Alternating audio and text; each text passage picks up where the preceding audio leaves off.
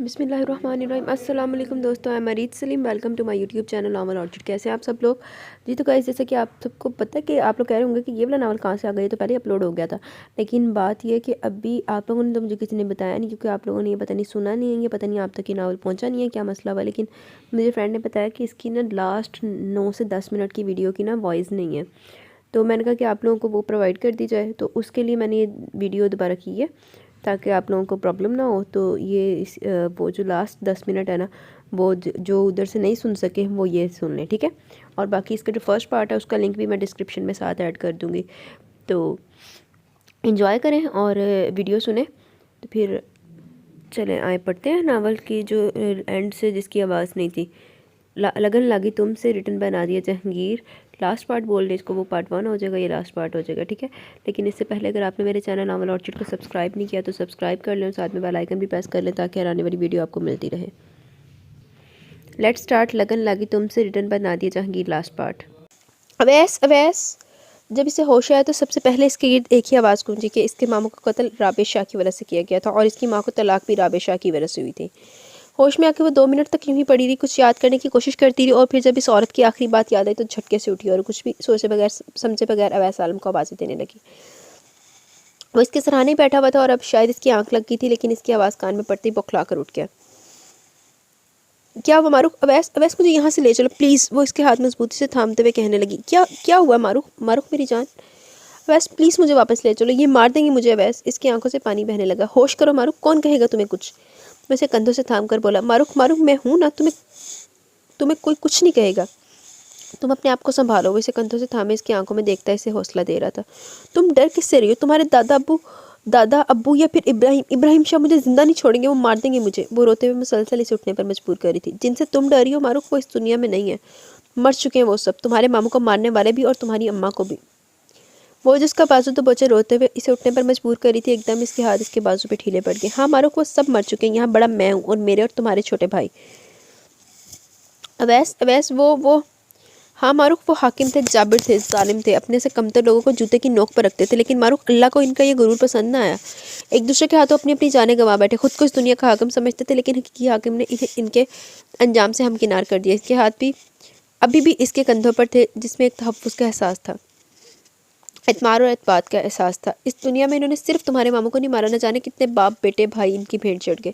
तुम्हारे मामू को तो इन्होंने अपनी गैरत की वजह से मारा, लेकिन औरों ने तो ऐसा कोई काम भी नहीं किया था, इनका तो इतना भी कसूर ना था, लेकिन फिर भी वो तुम्हारे गए, वो भी तो बच ना सके। मेरे मामू को क्यों मारा था इन्होंने? और मेरी माँ, वो राबे पप्पो से मोहब्बत करने लगे थे, इनसे शादी करना चाहते थे, बस यही बात हमारे सरदारों को पसंद ना आई और तुम्हारे मामू को मरवा दिया। तुम्हारे मामू की सगी बहन थी, फिर कैसे वो इन्हें अपने घर में बर्दाश्त करते? तायाबू तो इन्हें भी इसी वक्त कत्ल कर देते, जो अगर दादो अपना दुपट्टा इनके पैरों में न डाल देती। शायद अल्लाह को यही मंजूर था, इसलिए तुम और ताई अम्मा बच गई।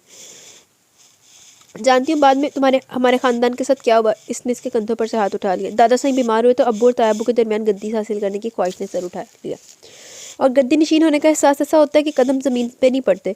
जब सर पर पगड़ी आ जाए तो भाई भाई नहीं रहता, खून खून नहीं रहता। यही वजह थी कि दादा साईं करीबुल मर्ग थे और अब्बू के दरमियान छोटे छोटे झगड़े होने लगे, और गद्दी की खातिर तो एक छोटा सा झगड़ा भी बड़ा झगड़ा बन जाता। यही वजह थी कि तायाबू ने मेरे अब्बू को खुद अपने हाथों से गोली मार दी।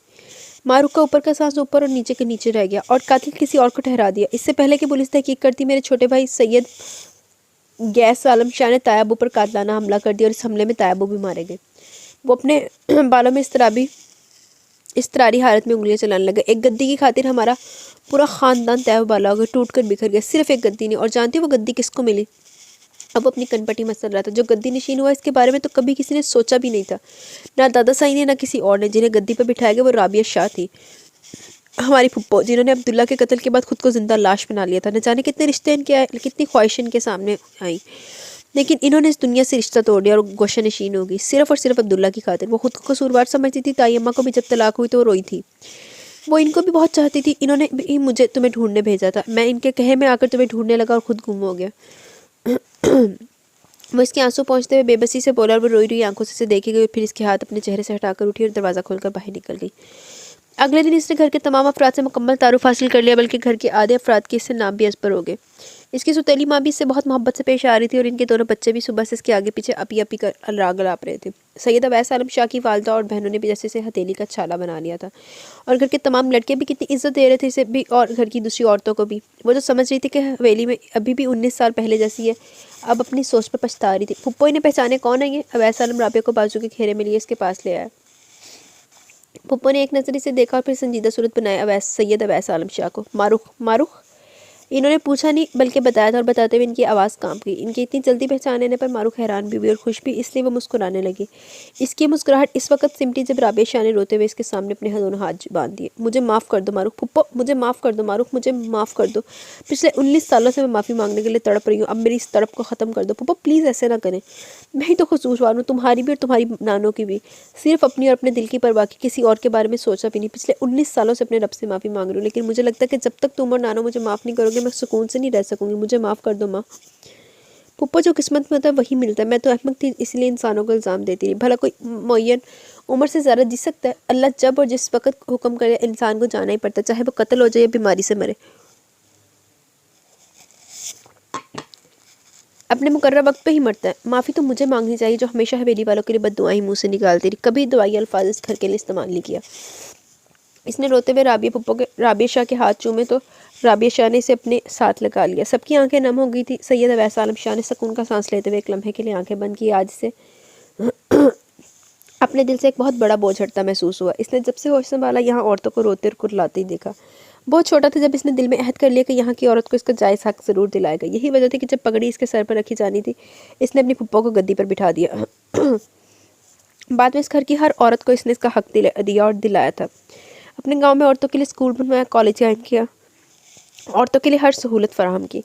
आज इसके ख़ानदान की कोई लड़की ऐसी नहीं थी जो पढ़ लिख ना रही हो। इसकी अपनी छोटी बहन बीएड कर रही थी और बड़ी डॉक्टर थी। इसने पहले अपने घर को संवारा और फिर अपने गांव को। आज इसने अपने ख़ानदान को एक और खुशी दे दी। यही इसकी मेहनतों का नतीजा और इनाम। तो वो जितना खुश और मुतमिन होता इतना ही कम था। सुमेरा मुझे अपना आप मिल गया, मुझे मेरा असल मिल गया। मैं शौकी थी ना कि मेरा कोई नहीं, तुम आकर देखो यहाँ, जिस तरफ निगाह करोगी वहाँ मेरे अपने होंगे। अवैस की माँ तो सगी माँ से भी ज़्यादा मोहब्बत करती है। भप्पो भी ऐसी मिली कि इन पर जान कुर्बान करने को जी जाता है। तुम सोच भी नहीं सकती कि मुझे कितना बड़ा खजाना मिल गया है।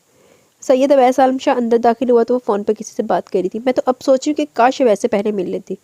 बकवास नहीं करो, मैंने ऐसा कुछ नहीं कहा। न जाने इधर से सुमेरा ने क्या कहा कि इसके चेहरे की रंगत सुर्ख हो गई।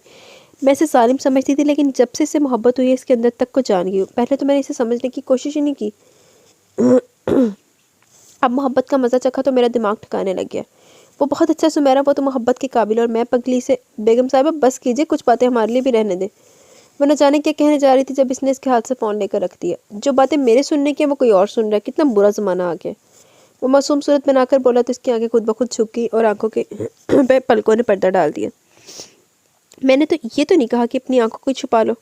इसकी थोड़ी पर उंगली रखकर इसका चेहरा उठाकर बोला, यार मैं ज़रा लेट पहुंचा, जो भी तुम सुमेरा से मेरी बातें करी थी वो मैंने सुनी नहीं, ज़रा फिर से दोहरा दो। वो इसकी आंखों में देखते हुए शरारत से बोला, वो तो मैं झूठ बोल रही थी। कुछ देर बाद वो बोली, क्या? इसने झटके से अपनी उंगली इसकी थोड़ी के नीचे से निकाली। इसके लबों पर मुस्कुराहट दौड़ गई। वो इसकी शरारत समझ गया। अपनी सहेली से सच झूठ क्यों बोली थी तुम? वो इसलिए कि अगर सच बोलती थी तो आप ख्वाम का खुश फहम हो जाते। आप इसी तरह झटका लगा। हाँ, और अब जल्दी से मुझे चूड़ियाँ पहना दीजिए, अभी तक यहीं पड़ी हैं। वो चूड़ियाँ उठाकर इसके सामने ले, लेकिन इसे चूड़ियाँ वापस रख दी। वो हैरत से देखने लगी, यार ये टूट जाएंगी, सुबह पहन लेना। अवैस वो इसकी गिरफ्त से निकली लेकिन फिर पकड़ी गई। जी तो गाइज यहाँ पे ये हमारा खूबसूरत सा नावल अपने इख्तिताम को पहुँचा। कैसा लगा आपको ये नावल? मुझे नावल वैसे बड़ा पसंद आया। मैंने पहले भी पढ़ा हुआ था, सारा पढ़ा हुआ था, लेकिन ना मुझे ना जो जहन में कन्फ्यूजन हो रही थी ना, वो मैंने एक और नावल भी पढ़ा था, उसके और इसके सीन थोड़े से मिक्स हो रहे थे। तो मुझे ये तो याद था कि ये नावल ऐसा है, तो मुझे था कि शायद वो वाला सीन भी इसमें है, लेकिन वो किसी और नावल का था। तो अभी मुझे नावल वो वाला नहीं आता, तो मैं आपको उसका सीन भी नहीं बताऊँगी। बाकी इस नावल का बताइएगा कैसा लगा आपको ये नावल। मुझे तो बड़ा पसंद आया। शुक्र मारूख नू टाइम से रख कर आ गई। तो बंदा यार सैयद अवैस आलम शाह क्या कमाल का बंदा था, जिसने हर बंदे को उसका हक दिला दिया। और गद्दी पे पुप्पो को ही हक था बैठने का।